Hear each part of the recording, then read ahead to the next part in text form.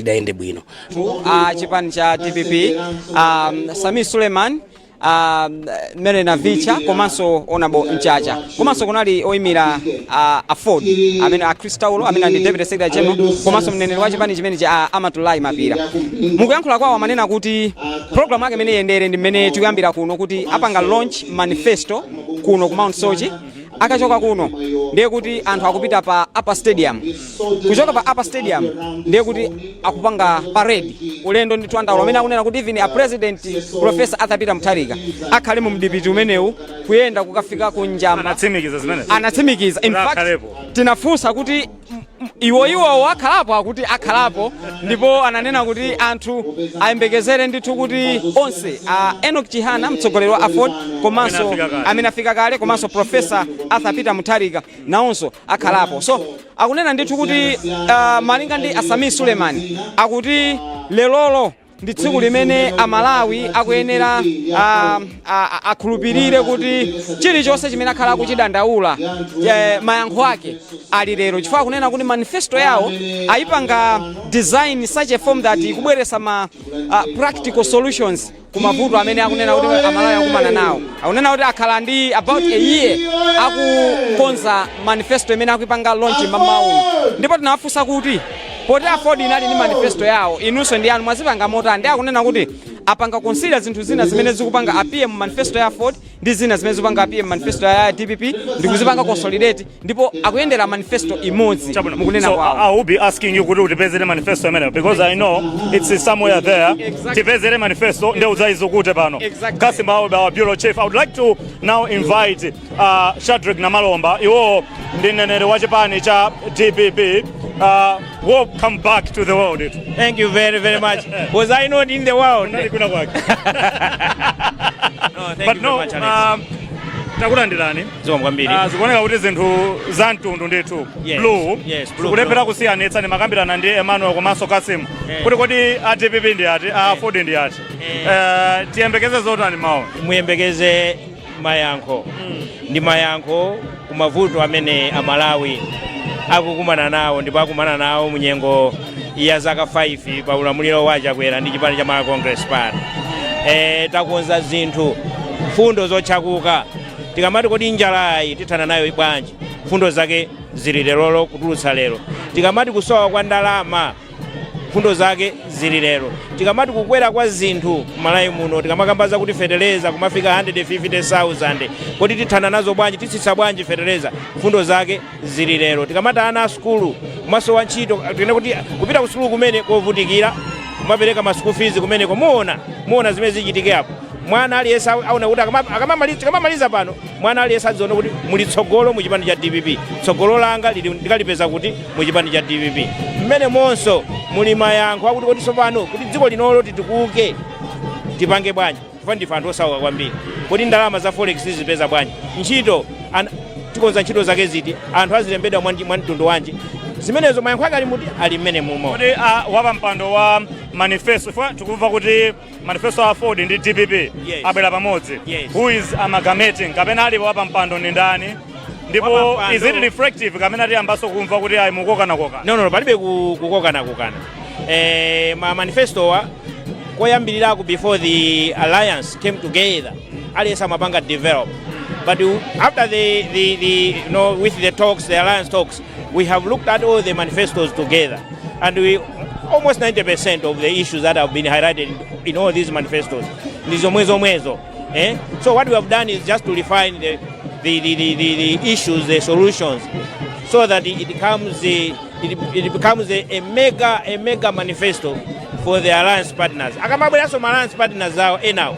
Amakaso ni ma issues ena kuti ifeyo tufuna fundo iyoka muonesese kuti ichitike mu alliance imene. So we are also going to be incorporating such kind of suggestions. But as of now, it is a manifesto for the people of Malawi. Amalawi amene mwatchulawa aliyesa ali ndi chidwi. Yes.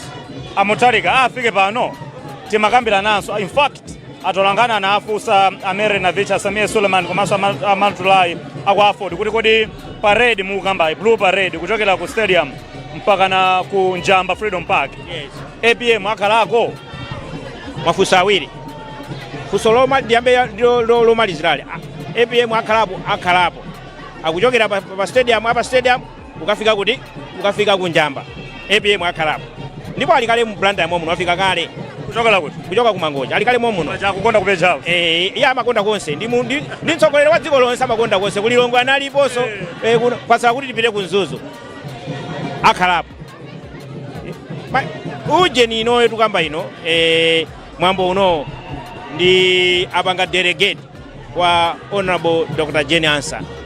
He is not going to be here. No, he is not going to be here. Sakubwera kuno. So he has delegated. I must be open and Hamalawi adziwe. Mwambo uno akupanga grace ndi Jenny Ansah ndi the president of Afford. So we have these two leaders here because it is a technical launch of the manifesto. That's why taitana anthu osiyana. And this kwambiri ikhala mu chizungu. Tikufuna tiyankhule ndi madonors, tiyankhule ndi anthu a business kuti tsogolo lanu a business ni madona ndi chizungu basi. Ovota komanda Malawi. Chijewaso chili momwemo. So no mwambo wakuti no ovota ndamalayo mayankhula chijewa. Mwambo wake ndo umene ya president akupita masanano. Kunja. Uno wazungu. Ndi a business. Osada azungu okaya. Amalawi amene yakufuna kumafusa nanga siti kapita musonkhano kuja inu mukafuse fuso ngati kumekuja mukafusa mukakandiko fusa apapa pakhala technical discussion pakhala mapanelists pamene papo lero muthu mwafusa kuti kodi inu nkhani ya ujeni ya njala mukuti izakhala bwanji tatifotokozerani bwino apa ndi mwayione kuti mufuse mafuso kujako ndi nsonkhano lale kumakhala kovuta kufusa mafuso koma lerolo mufusa mafuso ndiye chifanira kuti mwambo uno akubwera ndi Jenny Ansah waku njamba akupitako nda Professor Arthur delegation akupereka zintchito munthu sungamangogwira ntchito wekha iyayi wachiwiri wako kumampasa ntchito kuti azigwira chabwino natokoza bwana Namalomba zikomo kwambiri. Now you have it here confirmation kuchokera kwa Shadrek Namalomba mneneri wa chipani cha Democratic Progressive DPP komanso mneneri wa Arthur Peter Mutharika mtsogoleri wakale kuti APM sakhala kuno ku launch ya manifesto instead kukhale kukubwera running mate wawo Justice Jenny Ansah komanso kukhalenso kuti Enoch Chihana omwe ndithu akuyimirira Mutharika koma akuti Mutharika achita nawo parade kuchokera ku kamuzo apa stadium mpaka na kunjamba. Ife tili pano kuti tikupatsireni zimenezo khalani cheru pano ndilangulenda Oscar Taulo iwo andochokera ku chipani cha Afford ndi wachiwiri kwa pachaneneri kumeneko Chris Taulo Oscar ndi ena amene koma Chris Taulo yes bana talk to Malawians kodi tiyembekeze zotani tikumva zoti president wa Afford ndiye akhale akugwira ntchito mmawa uno limodzi ndi Jenny Ansah mwina mukuwayankhula Malawi choyamba ine ndine Chris Taulo Deputy Secretary General Operations wa chipani cha Afford. Tili muno lero kuonetsetsa kuti tipereke chiyembekezo chimene chinatayika kwa zaka 5 kwa Malawi ndipo kuti pakali pano tikamayankhula tikuyankhula zimene tikunena kuti Amalawi akhala ali pamoto kuyambira nthawi imene boma lilipoli linatenga ulamuliro koma tsopano yakwana nthawi lero mmawa pano kunena kuti Afford ndi DPP zipereke manifesto komanso zikhazikike pauza Amalawi kuti tsopano chiyembekezo chanu chafika chiyembekezo cha moyo wabwino chiyembekezo chimene Amalawi amafuna.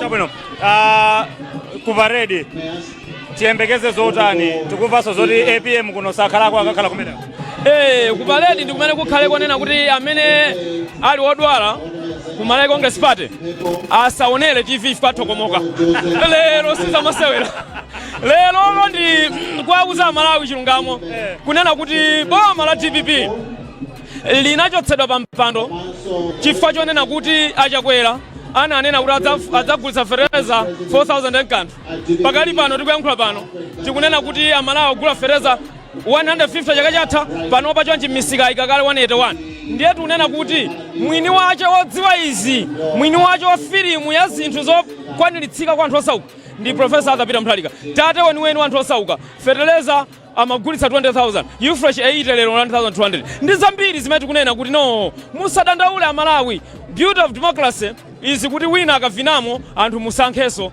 pano chisankho chimene chikubwera apa ndi cha imfa ndi moyo Amalawi konzekani voterani mgwirizano wa Afford komanso DPP. Zikomo kwambiri ataulo. Zikomo. Osati Oscar. Yeah, Oscar ndi mzanga, osaliso brother wanga kwa mzanga. Ataulo achuluka. Ine ndina Chris Taulo.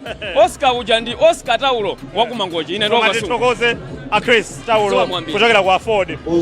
Pano ndingomwitanako Emmanuel kuti tione kuti tipanga bwanji. Aya koma pala Nchacha.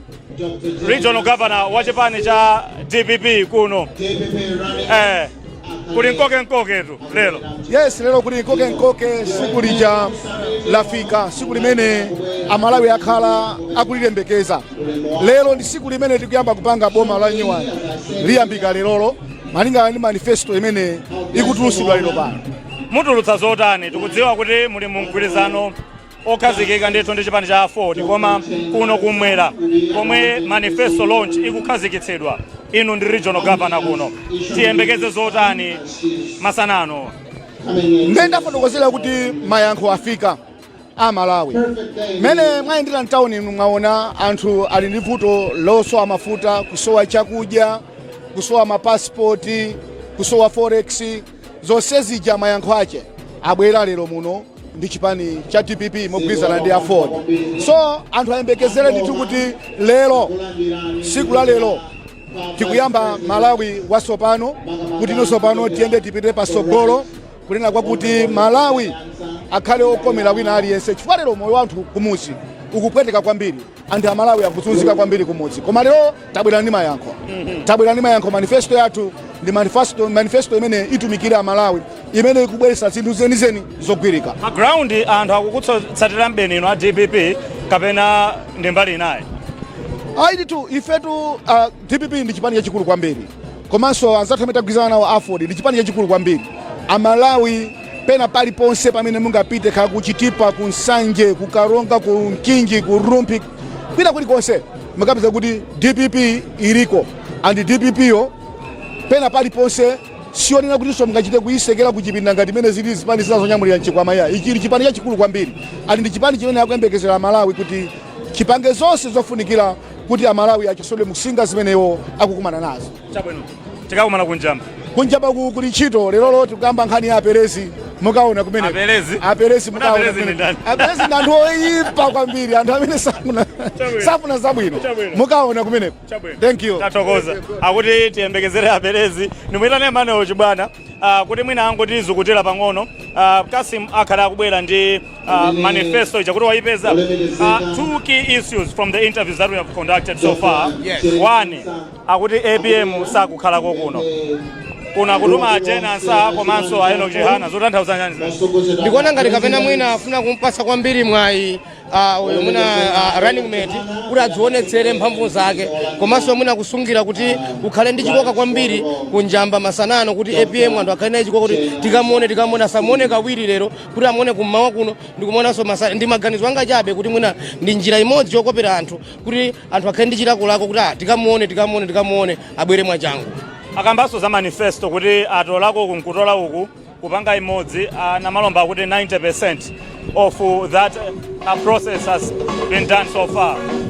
What are you expecting kumbali ya manifesto ziwiri zimene zizi ikhale yokupsa motani, ikhale yokomera mbali zonse titero?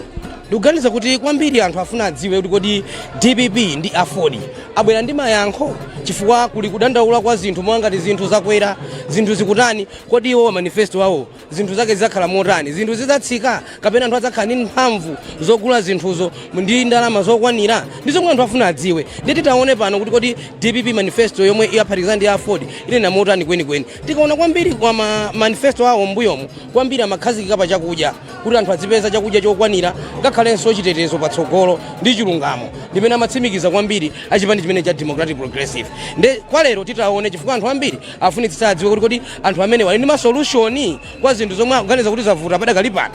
Chabwino pongo funanso kuzukuta kabweredwe ka anthu akuluakulu azipani ziwiri zimenezi.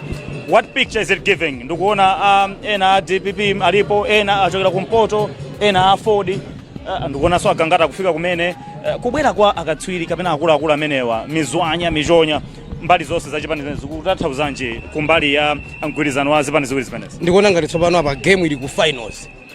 ili ku finals ndi aliyense player ayenera kuti amenye mbali yace ndi aona kuti padakali pano palibe osala mbuyo mutaona kuti ndi akuluakulu onse a Ford afika pano akuluakulu onse a DPP afika pano ndi kuti ili kuma finals ili kuwaya Kasim Emmanuel akuti game ili kuwaya wapeza Manifesto watola monji nkatemo Alex mwina ndinene kuti the actual document akuti aipange kayo launch ndi pamene tingapanga access komano tikuyankhula ndi Asami Suleiman amanena kuti manifesto yawo kwambiri ikamo zinthu zingapo zimene mwina akuziona kuti ndi ma practical solutions amene angathe kuthandiza dziko lino kwambiri anayika kuti muli focus kwambiri kupereka mphamvu kwa chinyamata kuti azitha kuzidalira makamaka pachuma komanso kuzimira paokha komanso kupanga hold ma positions akuluakulu ananenanso kuti muli component imene ikuyangana kwambiri kwa anthu achikulire akunena kuti kwa nthawi yayitali anthu achikulire amaoneka kuti amapangidwa sideline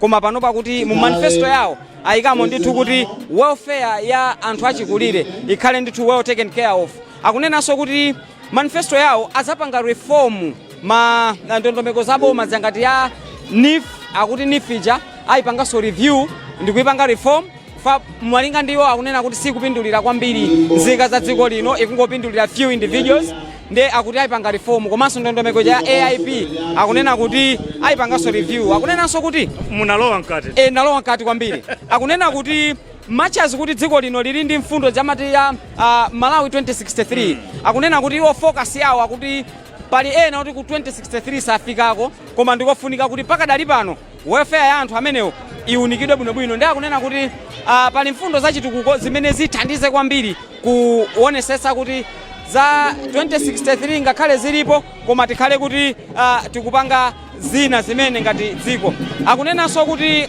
manifesto yawo ya chipani chimenechi cha DPP ikuunika magawo ena ngati kapezekedwe ka forex akunena kuti iwowa ali ndi chikhulupiriro kuti zinthu zoti anaziyesapo kale anayendetsapo kale dzikoli anaona kuti boma kuti tipeze ndalama zakuja tipange bwanji akutinso kwambiri iwowa sasadalira ndalama zochoka kunja akuti kapena mathandizo ochoka kunja iwo akuti akukhulupirira kuti ndalama mdziko lino zilimo zimene angathe kuyendetsera boma ndi akunena kuti manifesto yawo ikupanga focus ku gawo limenero kunena kuti boma lizizapanga ndalama kuchoka mdziko lomwe lino ndipo ndalama zimenezo ndi zimene zizi zagwira ntchito kuyendesera ntchito zosiyanasiyana za boma malo modikira kuti dziko lakuti litithandize kapena madonors atithandize iwo akuti iyayi manifesto yawo sikupanga focus ku madonors manifesto yawo ikupanga focus kupanga generate ma resources locally ma resources amenewo ndi kumayendetsera dziko akunena kuti mavuto ena amene tikumana nawo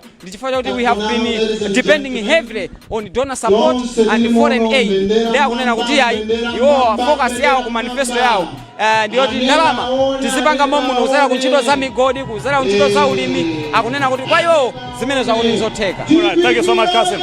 Tikupatsani nkatemu koma one interesting thing ndaona Ras Chikwameni Chirwa omwe ali pano iwowa tingocheza nawo pang'ono kuti timve kuti kodi mwabwera all the way from Msumba Mzuzu. Yes aya iza kuno ada munanena kuti mupanga support chipani cha DPP it's not very strange kuti mwapezeka kuno tiyembekeze zozani kwa a return to the proven leadership utsogoleri umene ungatenge dziko linolo pa 16 September ndi utsogoleri umene unasokonezedwa pa nthawi imene umalingalira kuti upitise Malawi pasogolo choncho tufuna kuti APM apitirize paja anamusokonezera paja. That's why I'm here. Right honorable. Zeko pamene pondi Ras Chikwameni Chirwa kungo bentho lako chiyembekezo chawo akambanso zoti iwowa akufuna ndithu kuti athandizire chipani chimene cha DPP komanso afford pano ndikuperekeni ndithu kwa amene akuyendetsa mwambo uno kuti apitirize zonse. Right honorable Brighton Saka, the vice.